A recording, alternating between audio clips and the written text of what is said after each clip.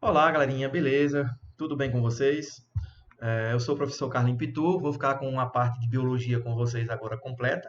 Infelizmente, o professor Henrique Angelim não pôde ficar, certo? Enquanto durar esse ensino remoto, só serei eu que vou trabalhar com vocês. Então, espero que vocês deem esse feedback, essa devolutiva. Vou passando os exercícios e o material exigido, vocês, por favor, vão abastecendo lá no Google Sala de Aula e eu estou diretamente e inteiramente à disposição de vocês para sanar qualquer tipo de dúvida. Vocês têm o número do meu WhatsApp, né? Vocês podem entrar em contato comigo a qualquer hora e a qualquer momento, que assim que eu puder, eu vou conversar com vocês. Perfeito. Então, essa aula é uma aula de biologia que tem como tema fotossíntese e quimiossíntese. E está direcionada aos alunos de primeiro ano a e B do Colégio Padre Viana. Então, sem mais delongas, vamos lá, porque para não ficar um vídeo muito longo. A princípio, o que significa a fotossíntese para a vida na Terra? Antes dessa pergunta, eu vou primeiro esclarecer a diferença entre fotossíntese e quimiossíntese. Na fotossíntese, já está dizendo foto, luz, síntese, produção. Produção de quê? De matéria orgânica. Então, a fotossíntese é a produção de matéria orgânica pelos organismos, geralmente clorofilados, né? Plantas, algas, sem contar que também nós temos as bactérias, cianobactérias, que eles vão justamente produzir essa matéria orgânica na presença de luz. E o que seria a quimiossíntese? A quimiossíntese nada mais é do que a produção de matéria orgânica, porém sem a necessidade da luz.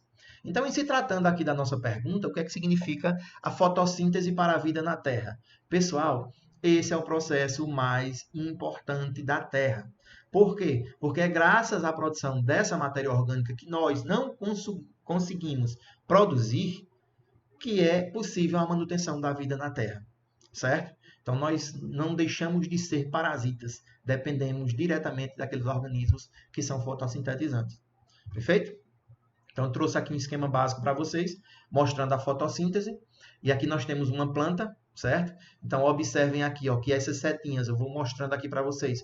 O que está chegando na planta é o que a planta está precisando. Vem da raiz também. E o que está saindo é o que ela está produzindo. Isso é um esquema bem básico de fundamental. Só que a gente vai aprofundar um pouquinho mais nessa aula.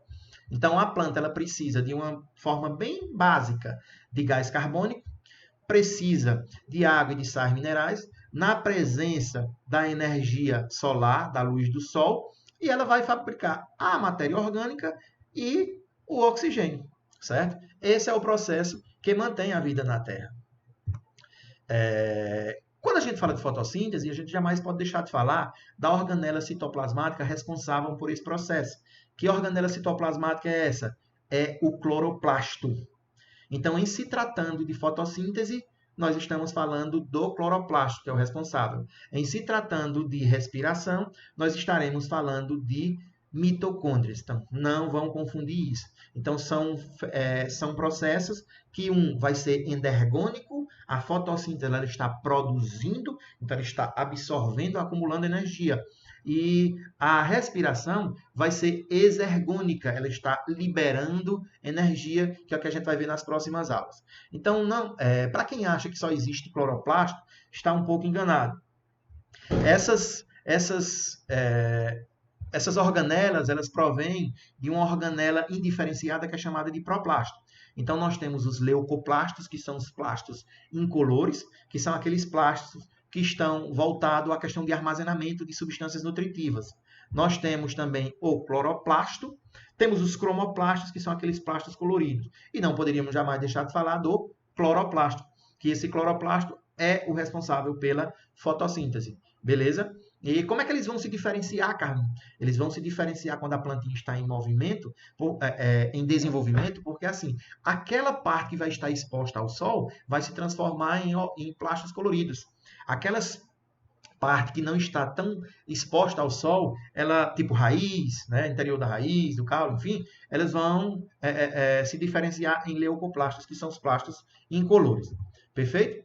Então, está aqui mostrando para vocês só a estrutura de um cloroplasto. Eu vou analisar aqui para vocês, vou riscar para vocês entenderem, certo? Então, está aqui a canetinha. Aqui é o cloroplasto, organela responsável pelo processo de fotossíntese. E nós pegamos ela daqui e trouxemos para cá. Observem bem direitinho aqui, ó. Então, como é que é formada o cloroplasto? Só recapitulando que vocês já estudaram isso. Tem uma membrana externa lisa, que é essa daqui, ó, e tem uma membrana interna, que é essa daqui, com dobras. Aqui, ó, as dobras. Formam uma espécie de pratos, certo? Uma espécie de lâminas, desculpa. E essas lâminas, como vocês podem observar, estão em espécie de uns discozinhos, ó. Observem esses discos, ó. Esses discos, eles são chamados de tilacoides, não esqueça esse nome. E essa substância, ela está toda imersa num material gelatinoso, que é isso aqui, tá vendo, ó? A junção de vários tilacoides, ó, é chamado de granum. Vocês já estudaram isso. Então, para que tu está recapitulando isso, Carlinhos? Simples. Eu quero que tu entenda duas partes do cloroplasto. A primeira parte que vai ser o tilacoide, aqui, ó, um discozinho desse, e a segunda parte que vai ser o estroma, que é essa parte aqui, ó, que é uma espécie, um material tipo gelatinoso, beleza? Por que eu quero que tu entenda essas duas partes? Porque a fotossíntese em si, ela é dividida em duas fases. Quais seriam essas duas fases? A fase clara e a fase escura. Vamos estudar cada uma delas. Então, a princípio, fique sabendo que a fase clara acontece no tilacoide, enquanto que a fase escura vai acontecer no estroma. Então, vamos detalhar mais um pouquinho aqui na frente. Aqui eu trouxe para vocês a equação geral da fotossíntese, para tu entender como é, relembrar, né, na realidade. A planta ela precisa, tá aqui, ó, de CO2, ela precisa de quê? De água. Clorofila ela já tem na sua estrutura, na presença de luz, e vai produzir o quê? Ó? Essa estrutura que é importantíssima, ó, que nada mais é do que o carboidrato, nada mais é do que a glicose. E com essa produção, ela vai produzir também o quê? O gás oxigênio, juntamente com a água. Beleza? Vocês devem estar se perguntando, Carlinhos, e aquela parte que ficou antes do material, antes desse capítulo de fotossíntese? É uma parte que fala de transporte de hidrogênio. E essa parte a gente vai jogar aqui dentro. Vocês vão entender. Beleza? Vamos lá. Como eu falei para vocês, a fotossíntese ela é dividida em duas fases. Quais seriam as duas fases? A primeira fase é chamada de fase clara, também conhecida como fase fotoquímica. Beleza? Então, essa fase, você pode pegar em qualquer questão. Você pode pegar tanto fase clara como a fase fotoquímica. Isso é de praxe. Beleza? Então, olha aqui o que é que vai acontecer. Quais são os principais eventos que acontecem na fase clara. Preste atenção. O que está chegando aqui na clorofila e o que está saindo é o que ela está produzindo. Para ser utilizada onde? Na próxima fase. Preste atenção que são duas fases, a fase clara e a fase escura. Ah, a fase clara porque acontece de dia e a escura porque acontece à noite. Não, certo? A fase clara acontece porque precisa, né, é dependente da luz. E a fase escura acontece imediatamente depois da fase clara, não necessariamente à noite, entendeu? Então vamos aqui, ó. A planta ela vai precisar de luz. Quem vai capturar essa luz? A clorofila, certo? E vai precisar também de água. Então, o que é que vai acontecer? A luz vai ser responsável por quebrar essa molécula de água aqui. Quando quebra essa molécula de água, formou-se elétrons energizados, certo? E nós temos o quê? A liberação de oxigênio, que nada mais é do que o oxigênio que a gente utiliza para fazer a respiração aeróbica. Então, cuidado, muita gente acha que esse oxigênio aqui que a planta liberou nesse processo de fotossíntese, ele é proveniente do gás carbônico, porque a planta vai precisar do gás carbônico, o CO2, lá na etapa da frente, que é a etapa escura, certo? Só que não. Esse oxigênio que a gente tem disponível na atmosfera, ele vem da quebra dessa água aqui na primeira fase da fotossíntese, que é a fase clara, certo? Então, aqui vai ser produzido o quê? ATP, que a molécula energética falou de energia, você não pode jamais deixar de falar de ATP, que nada mais é do que ADP, adenosina difosfato, mais o fosfato inorgânico, que é só o Pzinho. Quando junta, formou-se o ATP, que é uma molécula de concentração de energia, certo? E aqui nós temos o NAD. Pessoal, o que seria esse NAD?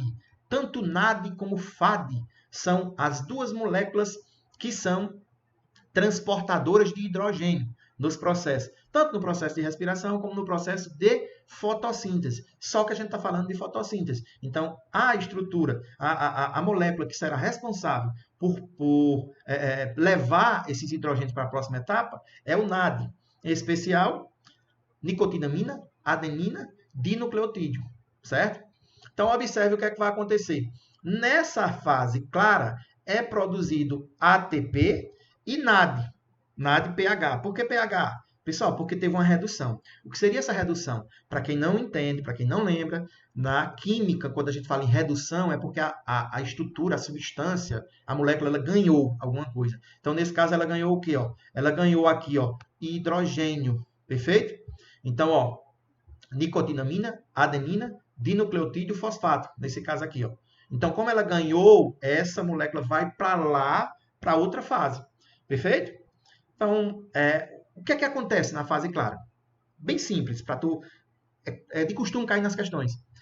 Na fase clara é a fase que a planta utiliza a luz, que acontece a fotólise da água, que é liberado hidrogênio para a atmosfera, oxigênio, desculpa, para a atmosfera. O hidrogênio vai ser carregado, certo? Para a segunda fase, para a fase escura. Porque nessa fase vai ser produzido o quê? O ATP juntamente com o NADPH lá para a segunda fase, que na realidade vai ser a fase conhecida como fase escura, fase também química ou fase enzimática. Tanto faz, qualquer um dos três pode cair nas avaliações e pode cair nas questões. Beleza?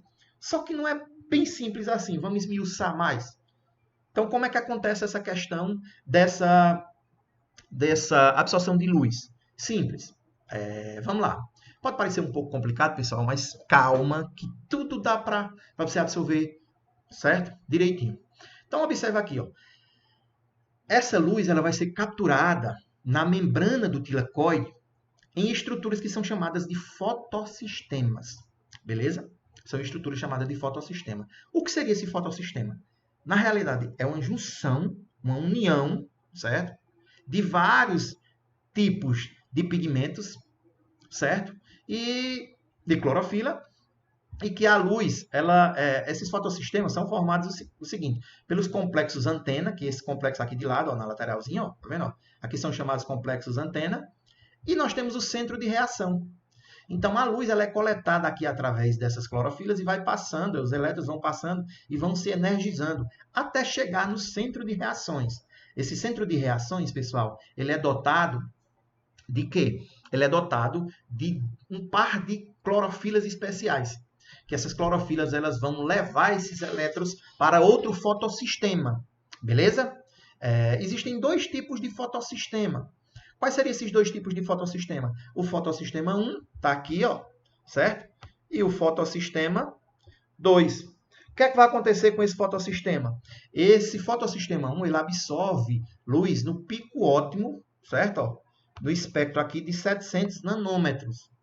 E esse fotossistema 2, ele absorve, certo? Máximo de atuação, né? Pico ótimo de atuação em 680 nanômetros. Então, dois tipos de fotossistema. Tem mais alguma diferença, Carlinhos? Tem. Tem com relação às proteínas que vão formar esses dois tipos de fotossistema. A nível médio, o que nos interessa vai ser isso. Beleza?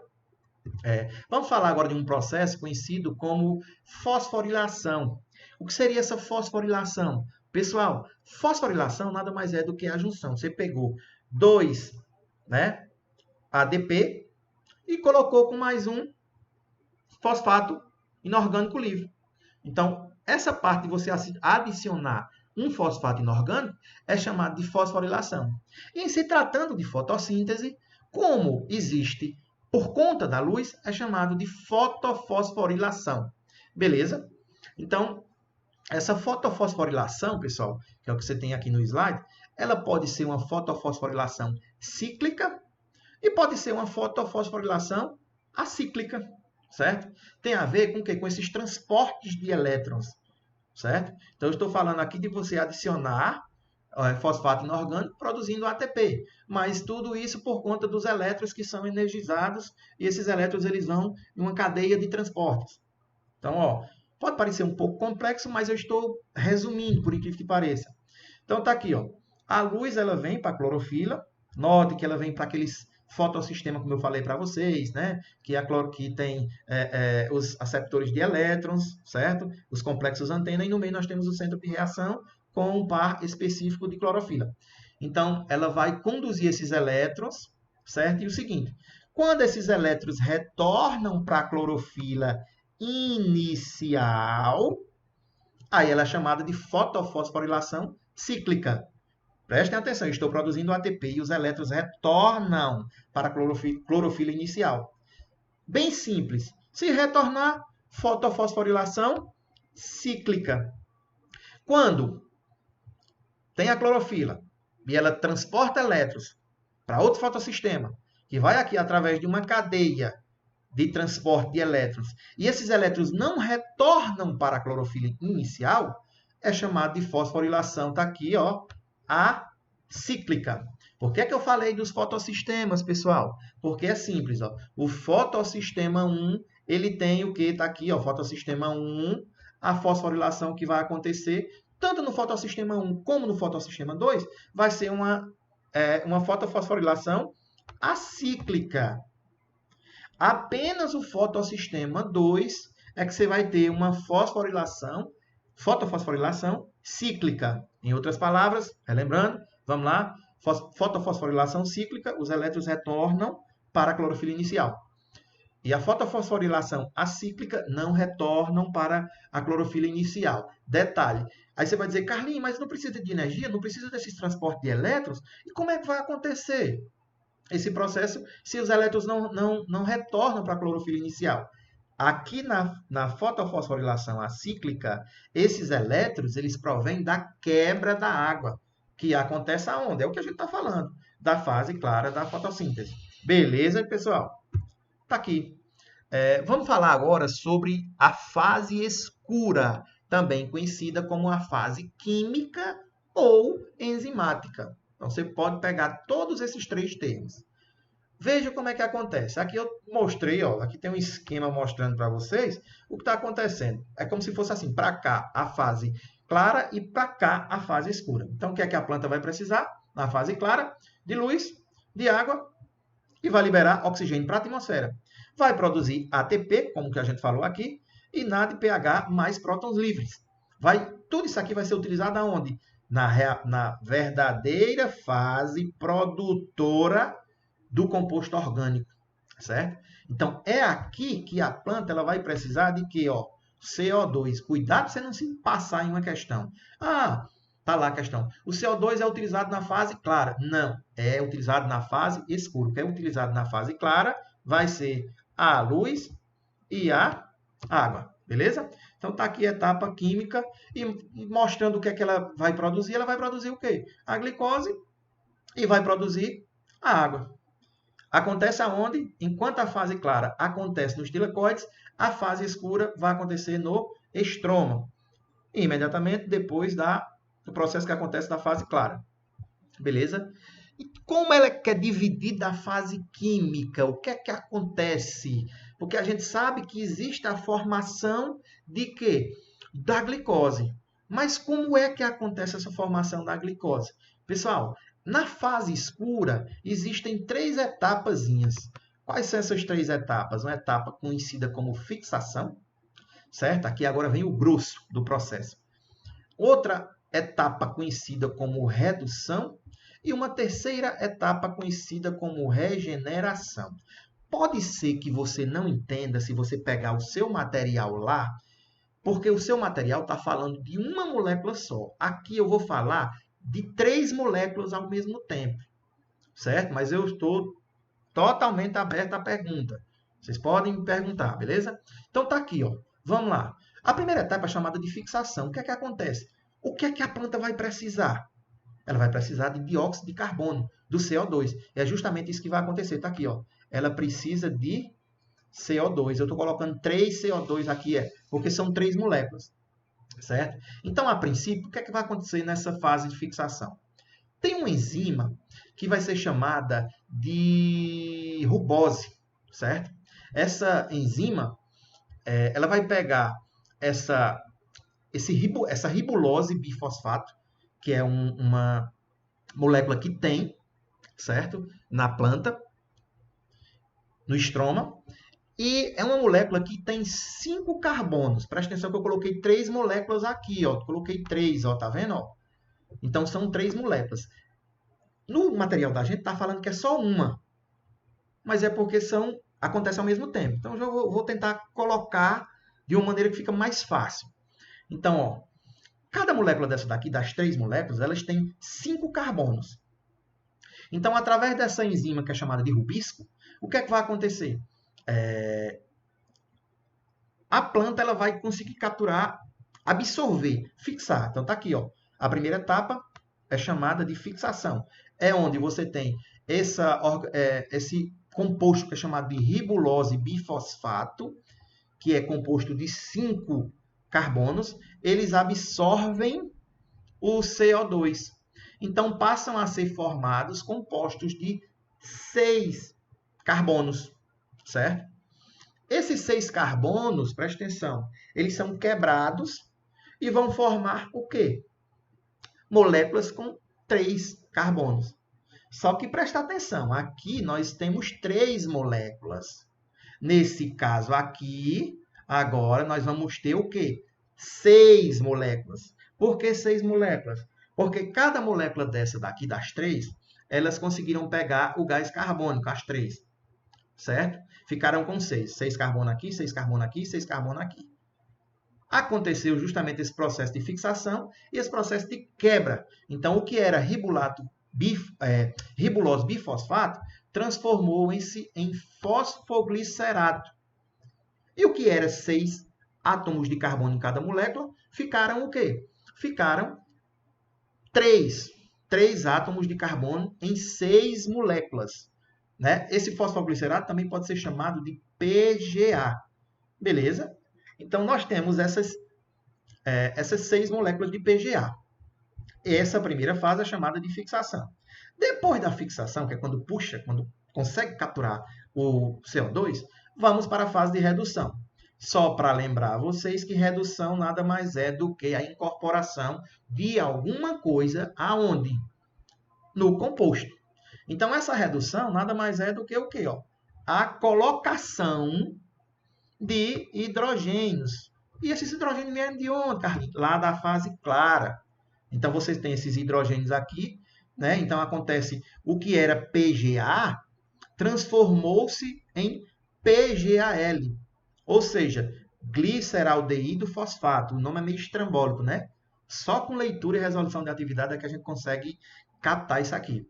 Então, ó, continuam as 6 moléculas, só que ao invés de ser um PGA, teve a adição agora, que nada mais é do que a redução, de quê? De hidrogênios. Então, ao invés de ser chamada de fosfoglicerato, com a adição de hidrogênio, passou a ser chamada de gliceraldeído fosfato. Em outras palavras, para facilitar para vocês, aqui nós tínhamos 6 moléculas de PGA que se transformaram em 6 moléculas de PGAL. Agora, a gente tem que falar porque pode cair em alguma questão, entendeu? Então, tá aqui, ó. Dessas 6 moléculas de gliceraldeído fosfato, sai uma, aqui, ó, sai uma desse ciclo, presta atenção. E acontece o processo conhecido como regeneração. O que seria essa regeneração? Essas 5 moléculas, presta atenção, eram 6 aqui na redução, chegou aqui, saiu uma, e vem para cá para a etapa chamada de regeneração. O que era 6 gliceraldeído, ficaram só 5 PGAL, que é a mesma coisa, né? Ó, mesma nomenclatura. Ficaram só 5. Beleza? Agora aqui vai acontecer um processo onde, presta atenção, aqui nós temos gastos de energia, pessoal. Nós temos gastos de energia, certo? Gasto de ATP. Então, aqui vai acontecer um conjunto de reações em que esses PGAL se transformarão, por isso que é chamado de regeneração, em moléculas de ribulose bifosfato. Por isso que é regeneração. Voltou-se ao início do ciclo, certo? Observa que uma molécula de PGAL é isso aqui, ó, C3H6O3. Aí você vai me dizer, não, Carlinhos, aqui não está formada a glicose ainda não. Beleza. Para formar a glicose, pessoal, é necessário acontecer 2 voltas. Vem tudo novamente e é liberado mais um PGAL. Aí, quando é liberado mais um PGAL, aí sim formou-se a glicose. Por quê? Porque a glicose é C6H12O6. Aqui, um PGAL é C3H6O3. Então, para acontecer esse processo, existe a necessidade de 2 voltas, ok? para poder formar o composto orgânico, a glicose. Aqui mostrando para vocês, né, através de outro esquema, que também é a mesma coisa, certo?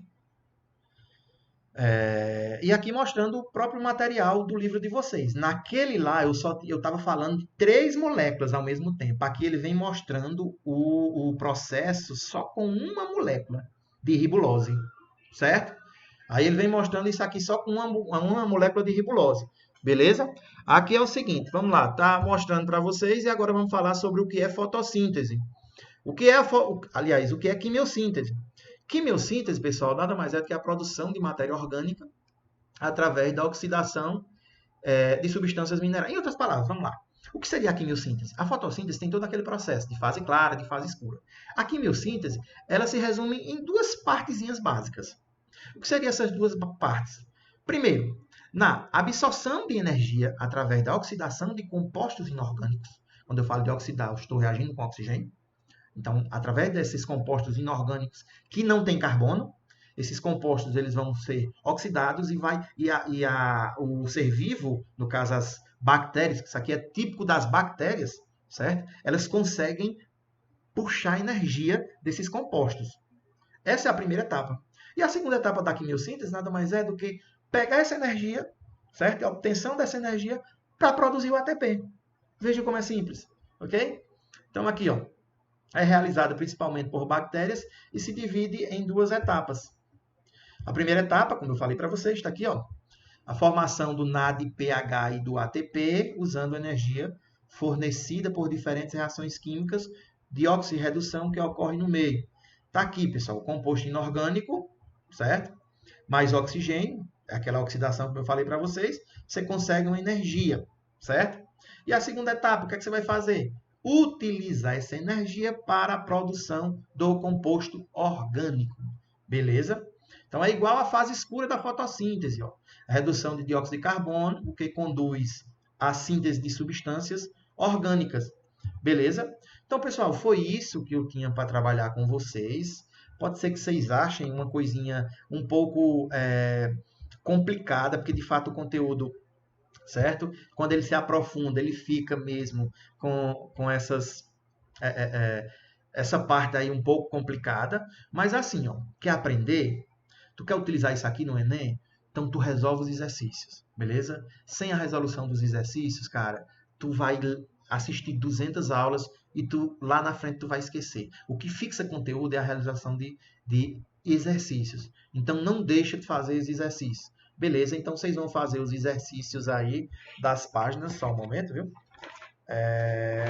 Os exercícios aí das páginas 48 e 49 do livro, juntamente com o exercício do caderno de atividades. Então, prestem atenção que é o seguinte. Esse material que eu estou pedindo para vocês me entregarem, darem a devolutiva lá no Google Sala de Aula, eu vou colocar as respostas lá.